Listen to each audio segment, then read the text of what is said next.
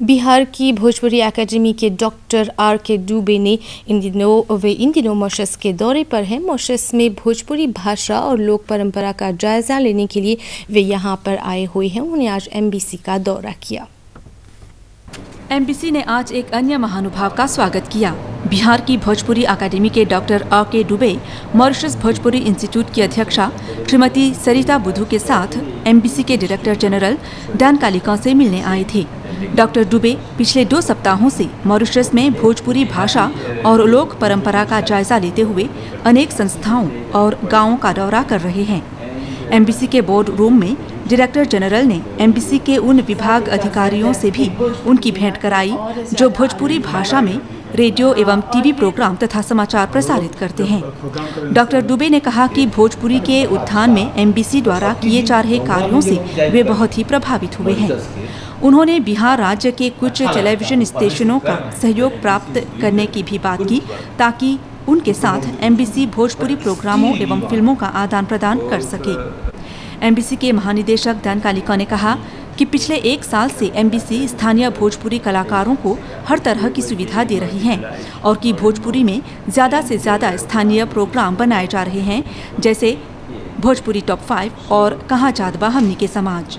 Doctor Dubey ने MBC radio का भी दौरा किया, जहां उन्होंने एक लाइव इंटरव्यू भी दिया। ई मॉरिशस जोन बा वो स्विट्जरलैंड, अमेरिका, इंग्लैंड सबसे बढ़ के बा।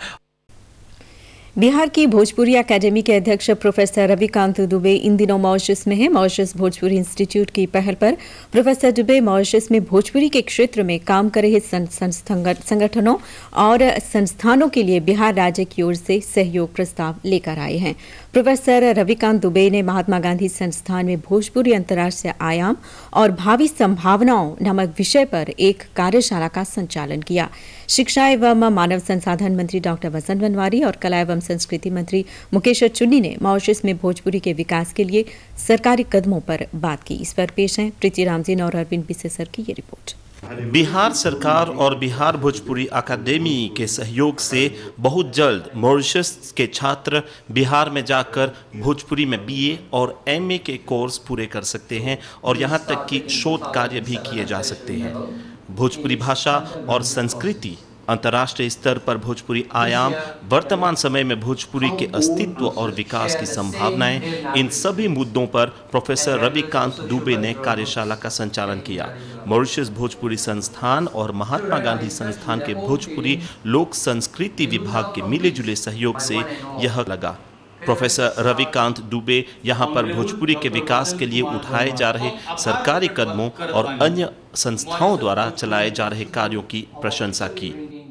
हम तो सबसे पहले तो मॉरिशस सरकार के प्रति आभार प्रकट करल चाहब कि उ जनवरी 2012 से प्राथमिक स्तर पर भोजपुरी के लागू करे जा रहल बिया।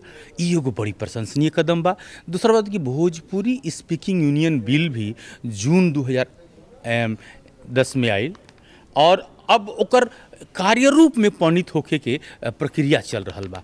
तो ई मॉरिशस सरकार के द्वारा उठावल गई बहुत महत्वपूर्ण कदम बा और ये कदम के जितना सराहना कइल जाऊ उ कम बा। अगर मॉरिशस सरकार भोजपुरी के विकास खातिर स्कूलन में लागू करी तो हमनी के ओकरा के मदद करब जा, आर्थिक रूप से, साहित्यिक रूप से, बौद्धिक रूप से हर तरह के मदद प्रदान करब जा।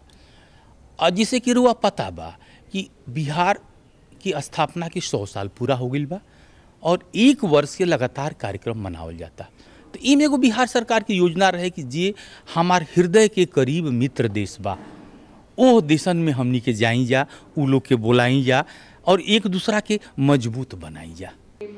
मॉरिशस भोजपुरी संस्थान के डायरेक्टर श्रीमती सरिता बुधू के अनुसार प्रोफेसर दुबे का मॉरिशस में आना यहाँ पर भोजपुरी के विकास के लिए बहुत लाभदायक सिद्ध होगा। जैसे कि मॉरिशस हम कार्यक्रम तय कर ली कि मॉरिशस भोजपुरी संस्थान तो एगो वॉलंटरी एसोसिएशन, लेकिन महात्मा गांधी संस्थान जो है जा पर ओकर इंफ्रास्ट्रक्चर सब बा, एगो भोजपुरी डिपार्टमेंट बा। हमने मिलजुल के मिले जुले एगो हमने वर्कशॉप करी जा, एगो लेक्चर करी जा, जेकर से हमने के मॉरिशस में बहुत सुविधाजनक लाभ होए।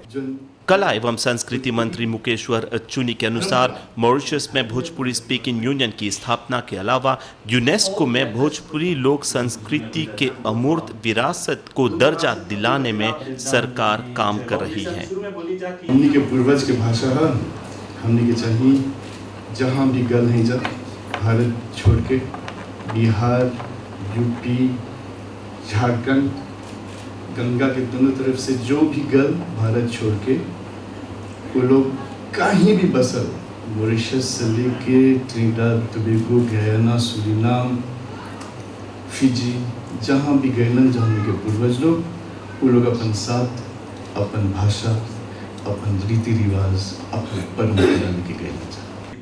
शिक्षा एवं मानव संसाधन मंत्री डॉक्टर वसंत कुमार बनवारी ने स्कूली पाठ्यक्रम में भोजपुरी के लाए जाने के लिए हो रहे कार्यों पर बात की और मॉरिशस में भोजपुरी के विकास के लिए अपने मंत्रालय द्वारा उठाए जा रहे कदमों पर चर्चा की। प्रोफेसर रविकांत दुबे मॉरिशस में रहकर सरकारी एवं गैर सरकारी संगठनों के साथ मिलकर भोजपुरी के विकास के लिए बिहार सरकार और भोजपुरी अकादमी के सहयोग की संभावनाओं पर बात कर रहे हैं। पढ़िया लिखिया कौनो भाषा बनिया भोजपुरी, पढ़िया लिखिया कौनो भाषा बनिया